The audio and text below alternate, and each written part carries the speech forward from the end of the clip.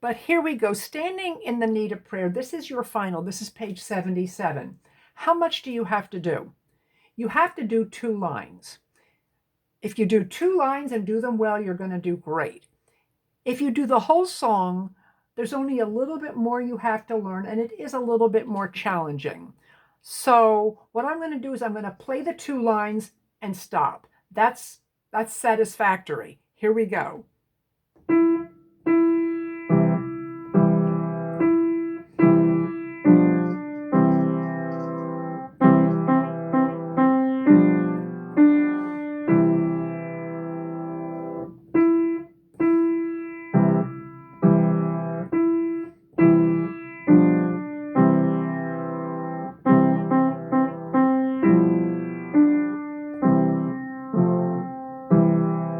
What do people miss in that section?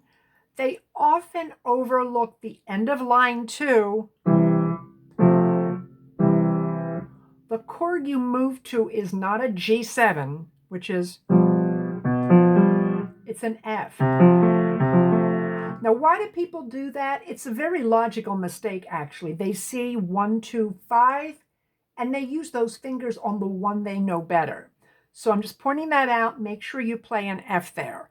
Other than that, one thing that happens sometimes is people don't hold the long notes. They lift up when the other hand plays. When a note is like a longer note, like a 3-beat note, and the left hand plays, you have to hold the one hand down. There's one other thing that sometimes people do at the very end of line 1. They don't hold long enough. 1, 2, 3. And what people do is 1, 2. They skip that beat for the dot. Those are the most common mistakes people make, so you know about them. You can avoid them. Now, if you've already worked on it or you like a challenge, if you've got time, the little bit more you can do that will enable you to play the whole song is this little section.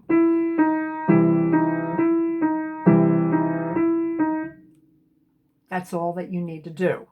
However, that does present some different challenges. That's why I'm pulling out of that what's required for the final and putting it into an optional category. I've gone over step by step what you want to do with this, and I'm going to make a video that just focuses mostly on this in your G position quiz, so I'm not going to do that now. It's 5 beats. If you've already started and you're doing well and you want to do the whole thing, that's great. But this way, if you're like stressed out with lots of stuff and you kind of can do it, but every time you get to line 3 or 4, something happens and you make a mistake, you can just focus on doing 2 lines well. Now, where are we going next? We're going to talk about page 72, which is this funny position. Just an introduction, then a simple song. Waltz time. Your left hand is up in this new position, and your right hand is kind of scrunched in getting these chords.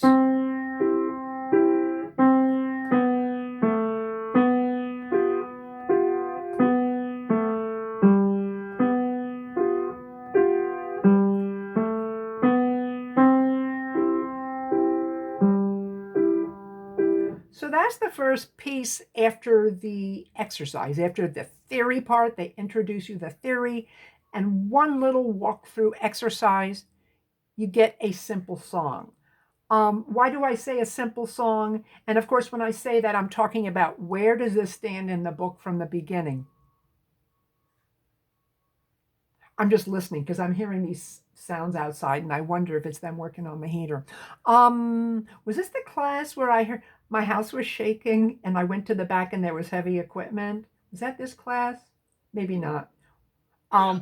It was like, I don't know why all this stuff happens around. Yesterday when I was teaching, well, like, all right, it's November, right? And yesterday I'm teaching and I heard lawn mowing, and I'm there. Oh, why are they mowing the lawn? The grass hasn't grown. But then I realized they were mowing and then the leaf blower thing, and that just was hours. Alrighty, so this is a simple song. Getting back to why did I say it was simple? Your left hand has the melody.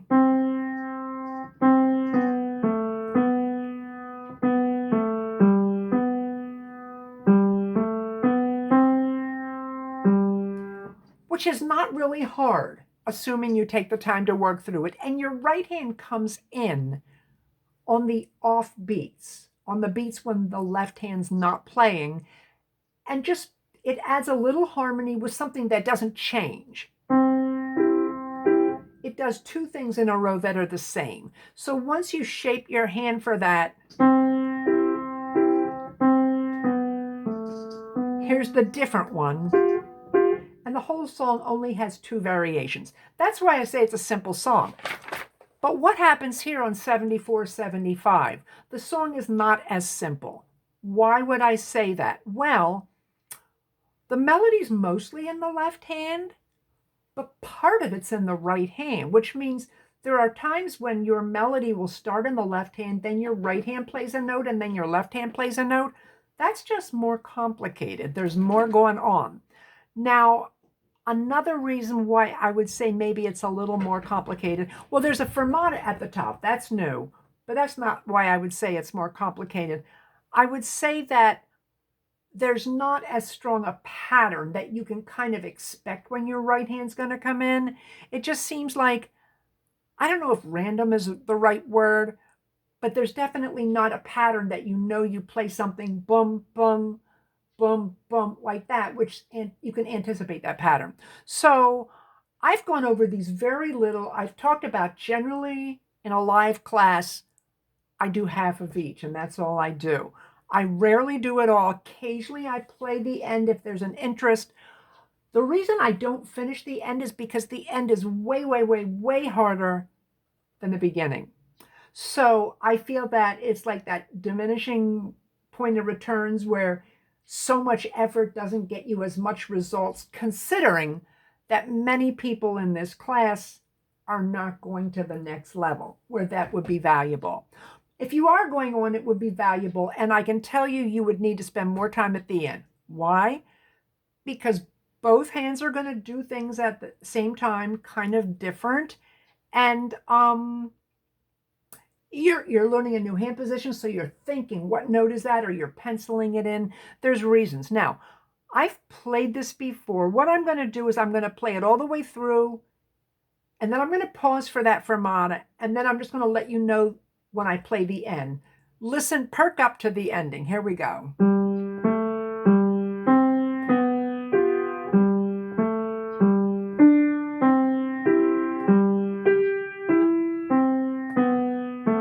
This is our fermata. Now both hands are going to move together in different ways.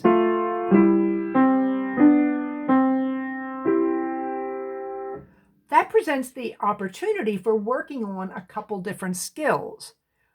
But when you think in terms of being at the end of a class where the main focus for most people is the final, this doesn't help you with the final. It doesn't really help you with any of the quiz songs. Is it important for piano? Of course, but not if you're done. Not if you don't have time to worry about that and then not do as well in your final. For Happy Birthday, I'm just going to play the ending.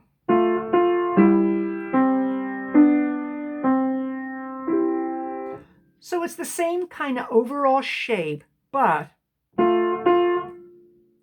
instead of this, it's... So when you do that, you start noticing slight differences. You learn to discern when something is close, but something about that is not the same. So that's all I'm going to say about this little other hand position. I'm just going to maybe mention, because of the pink box at the top, this is where they introduce eighth notes. We have eighth notes in the final. I've talked about them. I've also said that generally, as a beginner, the best way to get them is by how they sound. This explains it a little bit more. If you're interested in piano, if you have the time, read this. If you really don't have the time, if you continue later, you can always get it then. So what are we going to do next? I think... unless there's any particular requests, and I'm going to finish what I want to do and then see if anybody wants to see something.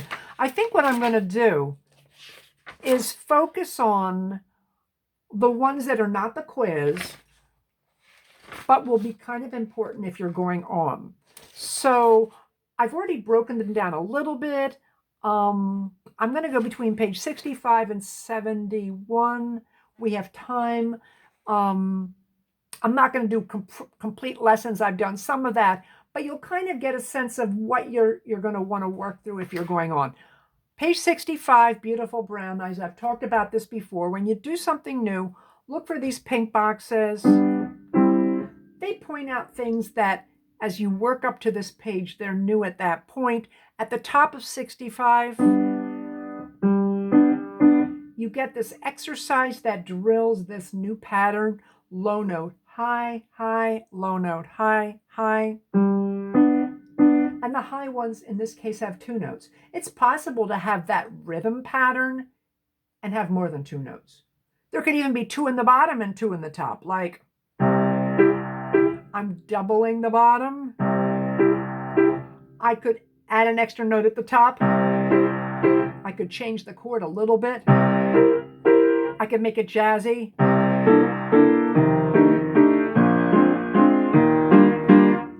That's kind of jazzy. But the point is, there's kind of the element of style. What's that rhythm pattern? There's also the element of what are the chords? And the chords can relate to style if you start getting more complex chords. Beautiful brown eyes, here is what you have to work on if you're going into 290.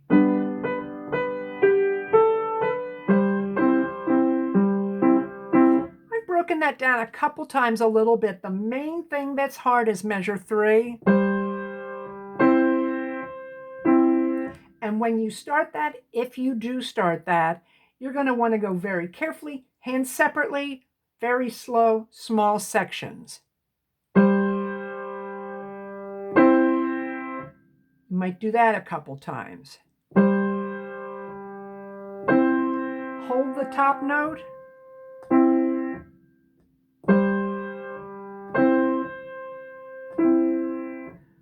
When it gets easier, you can go a tiny bit faster, go a little bit further. A skill like this does not come together for you to be really part of your, let's say your toolkit of easily available skills. Does not become available to you until you've really worked it out over a period of time.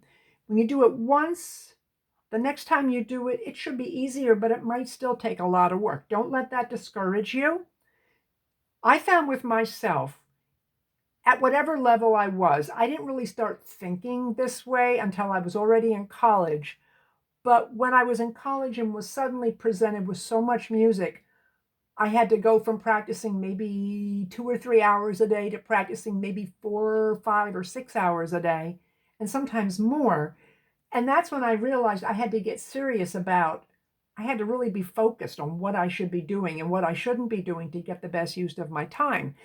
And at the time, I kind of noticed that when I had something new, and at that point in my life, the new thing would be pretty hard, but it doesn't matter because when something like this is new for you now, it's pretty hard because it's skills you don't have. I usually found the first day I worked on it, by the time I was done, it was somewhat easier, but not easy. The second day I would come back and I would find that I could work through the same section in less time, and it wasn't as hard, but it sure wasn't easy. It was usually after the 3rd session that I felt like I retained more of that. And then over the next few sessions, I could pick up speed. So getting back to this, there's time. I'm going to play the whole song through for you. If you're going on, you get most of the value in the first 2 lines. And as I've said before, if you're going on but you're super busy, you get the crucial info in the first line.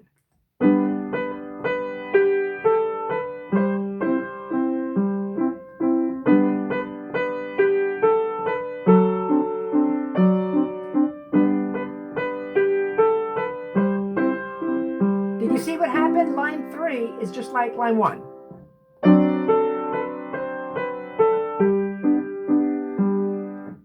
So that's important. Now, which way was I going? I'm going this way.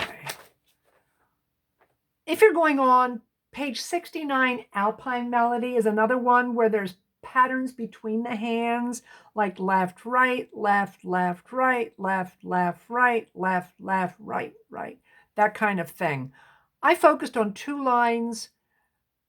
You get most of the value of the pattern in those lines. Line 3 is, I think, more challenging.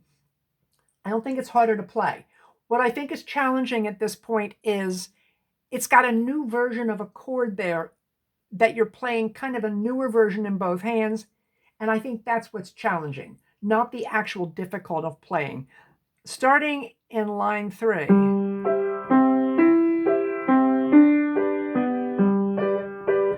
That's not harder than, let's say, line 1.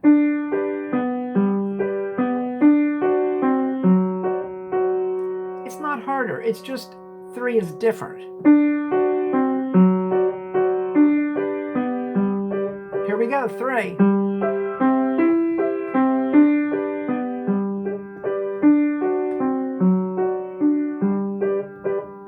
So what happens is you learn little bits of stuff, a new concept, and then you try those out in a few different songs, and you kind of generalize a little bit because you see the same pattern coming up in different songs.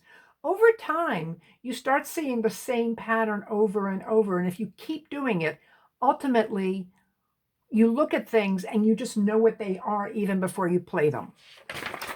Alrighty, page 71, it's not really a song. It's kind of an exercise in disguise. It's all chords. Both hands play the same chord. Left hand block, right hand broken up into pattern. And they have two main patterns.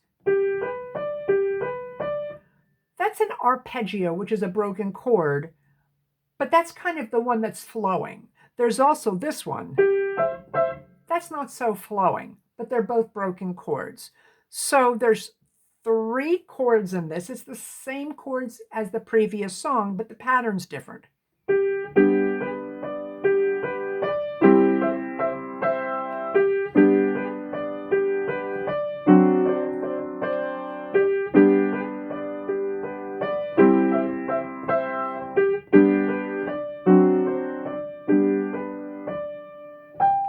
At the very end, there's a new technique, crossing over the hands.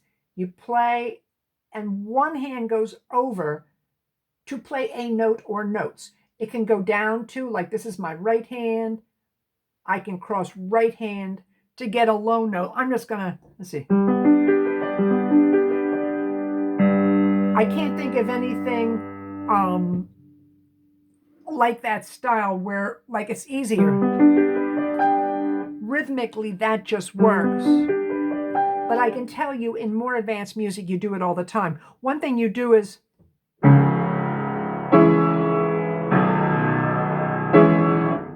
both hands can go back and forth, but also one hand can go over either way. So that's where that's introduced. And we are up to the C position. So